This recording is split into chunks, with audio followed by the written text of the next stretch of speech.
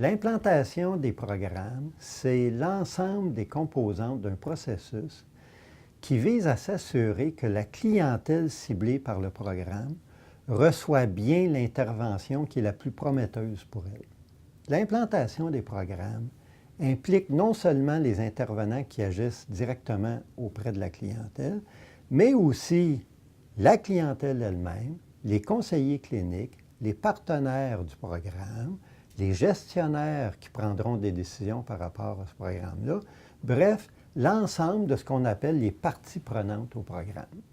L'implantation des programmes, on dit que c'est le pont entre la recherche et la pratique, parce que c'est par l'implantation que les meilleures pratiques pour des clientèles cibles réussissent à atteindre vraiment leurs résultats dans les milieux de pratique. On s'intéresse à l'implantation des programmes parce que les études scientifiques ont démontré depuis déjà 2 décennies environ que les programmes qui sont développés souvent dans des conditions expérimentales idéales, lorsqu'ils arrivent dans des milieux de pratique où ces conditions idéales-là n'existent plus, bien, vont perdre en fidélité, vont perdre en rigueur, on va les dénaturer, on va enlever une partie, ils vont perdre en quantité, on va faire moins d'exercices ou moins d'interventions que ce qui est prévu idéalement par le programme. Or, ça peut faire en sorte que les programmes implantés dans des conditions moins idéales sont moins efficaces que des programmes tels qu'ils ont été développés dans des conditions expérimentales idéales. On s'intéresse aussi à l'implantation des programmes parce qu'on a souvent réalisé que cette implantation-là varie souvent d'un milieu à l'autre ou peut même, à l'intérieur d'un même milieu, varier d'un client à l'autre ou d'un intervenant à l'autre. Or, tous les enfants et leurs parents ont le droit de bénéficier des meilleures pratiques qui sont disponibles pour eux. C'est une question de justice sociale. Pour bien implanter un programme, il faut d'abord un programme qui est bien conçu. Et c'est dès la conception du programme qu'on identifie les composantes essentielles de son implantation. Comme le démontre le graphique où on a représenté le modèle de Chen, un parmi d'autres qui peut nous inspirer pour concevoir des programmes, il y a 6 composantes importantes à prévoir dans la conception du programme qui vont avoir un impact sur son implantation. La première composante essentielle, bien, on s'en doute, c'est toute l'intervention elle-même, tout le protocole d'intervention. Ce protocole-là, pour être bien implanté, on sait aujourd'hui qu'il doit être bien documenté, idéalement dans un manuel qui sera disponible pour la formation des intervenants. La seconde composante qui est très importante, c'est l'identification de la population cible. On sait que notre programme visera une certaine clientèle. Or, cette clientèle-là doit être très bien définie. Les critères d'inclusion doivent être précisés. Parce que si on ne le fait pas, il est possible, d'une part, qu'on couvre une clientèle qui n'a pas besoin du programme, ou encore qu'on n'atteigne pas toute la clientèle qui pourrait bénéficier du programme. La troisième composante qui est absolument importante, c'est l'organisation qui prend en charge la conception et l'implantation du programme. Cette organisation-là, d'une part, doit fournir les ressources nécessaires au bon fonctionnement du programme, et on sait, les études scientifiques l'ont démontré, le support de la direction que donnera cette organisation-là à son équipe qui implantera le programme est fondamental pour bien réussir l'implantation. Parmi les composantes essentielles, il y a forcément toutes les personnes qui implantent le programme. Or, ces personnes-là, ça ne se limite pas seulement aux intervenants ou aux intervenantes, ça comprend aussi les gestionnaires, ça comprend aussi les conseillers ou les conseillères cliniques, ça comprend aussi les cadres, bref, toutes les personnes qui auront un lien direct avec le programme et avec son implantation et qui prendront des décisions qui pourront avoir un effet sur la qualité de l'implantation du programme. Toujours en s'inspirant du modèle de Chen, les partenaires constituent une des composantes essentielles à l'implantation des programmes.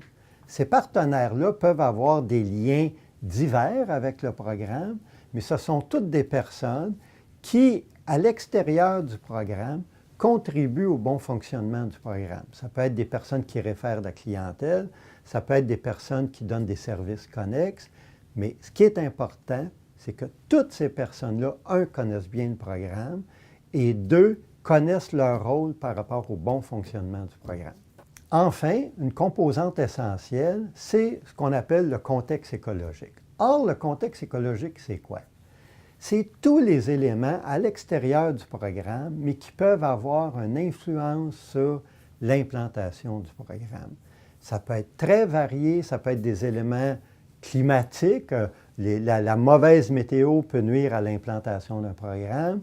Ça peut être des éléments sociologiques, ça peut être des éléments organisationnels à l'extérieur du programme, mais toute autre chose qui n'est pas prévue dans le programme, mais qui peut avoir un impact sur son implantation. Au moment d'implanter les programmes, il est très important de procéder à l'évaluation de son implantation. Et pourquoi? Bien, tout d'abord, parce qu'il y a un consensus dans la littérature scientifique qui nous dit de le faire. D'autre part, parce que la littérature scientifique et nos propres expériences nous démontrent que les programmes mieux implantés sont en général des programmes plus efficaces, donc des programmes dont les bénéfices pour la clientèle sont les plus grands. D'autre part, parce qu'on sait que les programmes qui sont mieux implantés sont plus efficaces et produisent de meilleurs bénéfices pour les clientèles cibles auxquelles ils sont destinés. Or, il existe de nombreux facteurs qui peuvent affecter l'implantation du programme, contribuer à ce qu'il soit mieux implanté ou moins bien implanté. Et ces nombreux facteurs-là, on les retrouve dans toutes les composantes de l'implantation que l'on a vues précédemment. Essentiellement, l'évaluation de l'implantation, ça consiste à répondre à 3 questions majeures. La première question, c'est est-ce qu'on a fait ce qui était prévu par le programme? La seconde question, est-ce que la clientèle que l'on a rejoint, c'est la clientèle qui était ciblée par le programme? Et la troisième grande question, c'est quelles sont les difficultés rencontrées par le programme?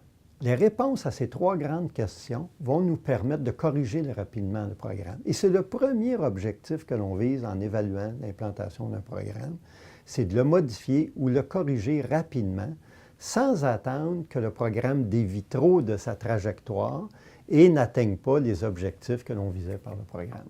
Pour évaluer l'implantation d'un programme, il est possible de procéder par des questions d'évaluation pour chacune des composantes, comme on l'a vu dans le modèle de Chen. Et pour chacune des questions dans chacune des composantes, identifier une méthode de collecte de données qui permet justement de répondre à ces questions d'évaluation. Évidemment, ça permet une évaluation complète, rigoureuse, mais qui peut, dans certains cas, s'avérer un peu lourde. Au moment d'évaluer l'implantation d'un programme, on peut aussi se concentrer sur la fidélité d'implantation du programme. Si on se penche sur la fidélité d'implantation du programme, on va s'attarder à 5 composantes essentiellement du protocole. Tel qu'on peut le voir dans le graphique, la première composante, c'est l'adhésion au protocole d'intervention. C'est quoi l'adhésion? C'est tout simplement de réaliser l'intervention qui est prévue dans le programme. La seconde composante de la fidélité, c'est ce qu'on appelle le dosage ou la quantité d'intervention qui est donnée. Par exemple, si une intervention prévoit X heures par semaine, le dosage fidèle, c'est de réaliser l'intervention en raison du nombre d'heures qui est prévu par le protocole. La troisième composante de la fidélité, c'est la qualité de l'intervention. En effet, on peut faire l'intervention qui est prévue, donc adhérer au protocole, mais on peut le faire mieux ou on peut le faire moins bien, dépendamment de toutes sortes de facteurs qui peuvent affecter notre façon de faire. Or, la qualité, c'est justement ça, c'est notre façon de faire le programme. L'avant-dernière composante de la fidélité, c'est la participation. On peut avoir un excellent programme, on peut bien le faire, on peut le faire dans la quantité qui est prévue par le programme. Il faut que la clientèle participe au programme, parce qu'on ne peut pas intervenir sans la clientèle. La dernière composante de la fidélité, c'est la différenciation. Alors, qu'est-ce que la différenciation? C'est l'élément spécifique du protocole que l'on implante dans le cadre de notre programme, qui, lui, se distingue de d'autres manières ou de d'autres façons de faire qui étaient peut-être déjà en place auprès des mêmes clientèles. Pour bien évaluer l'implantation d'un programme, c'est certain qu'on peut avoir recours à toute une panoplie de méthodes pour répondre à toute une série de questions de recherche. C'est bien, c'est l'idéal, mais il arrive des fois qu'on a des ressources plus limitées. Une approche plus simple, alors, consiste tout simplement à faire des études de cas dès les premiers cas que l'on inscrit dans le programme. Pour ces premiers cas, qu'est-ce qu'on vérifie? On vérifie d'une part, est-ce que le client ou la cliente répond aux critères d'inclusion du programme? Est-ce que le protocole qui est réalisé auprès de cette personne-là, c'est le protocole qui était prévu? On revient à notre fidélité de tantôt, mais que l'on vérifie cas par cas tout simplement avec les premiers cas. De plus, on vérifie si l'intervenant ou l'intervenante qui agit directement auprès du client ou de la cliente, est-ce que cette personne-là a eu la formation nécessaire pour bien intervenir? Est-ce qu'elle se sent compétente? Et est-ce qu'elle est enthousiaste par rapport à l'application du programme? Idéalement, on peut vérifier aussi auprès de l'intervenante ou de l'intervenant, cas par cas, pour vérifier si ces personnes-là, lorsqu'elles ont rencontré des difficultés en appliquant le nouveau protocole ou le nouveau programme, est-ce qu'elles ont eu le support nécessaire pour les aider à naviguer dans l'application de cette nouvelle démarche. De plus, on peut aussi aisément vérifier, est-ce que les partenaires qui doivent contribuer à l'implantation de notre programme, ils ont fait leur travail comme on pensait qu'ils le feraient quand on a conçu le programme. De plus, on peut vérifier cas par cas comment l'organisation a soutenu les personnes qui implantent le programme avec cette clientèle-là. Et à la toute fin, il ne faut surtout pas oublier d'identifier les principales difficultés ou les principaux freins qui nuisent à l'implantation du programme, ou encore, de manière positive, d'identifier les facteurs qui favorisent son implantation. L'implantation des programmes constitue somme toute un processus assez complexe, qui est d'ailleurs étalé dans le temps, et il ne faut pas s'attendre, quand on implante un programme, surtout si le programme est compliqué, que ça va prendre un certain temps à bien l'implanter. Comme il s'agit d'un processus fort complexe, il se dégage maintenant un certain consensus dans le monde scientifique pour dire qu'on doit aller vers une science de l'implantation. Alors, pourquoi une science de l'implantation? Justement, parce que le processus est complexe, parce qu'il y a énormément de composantes qui peuvent affecter l'implantation des programmes, parce qu'on ne sait pas comment toutes ces composantes-là et tous les facteurs à l'intérieur des composantes peuvent affecter l'implantation des programmes. Quel est l'impact maintenant de ces facteurs-là sur les résultats atteints par le programme?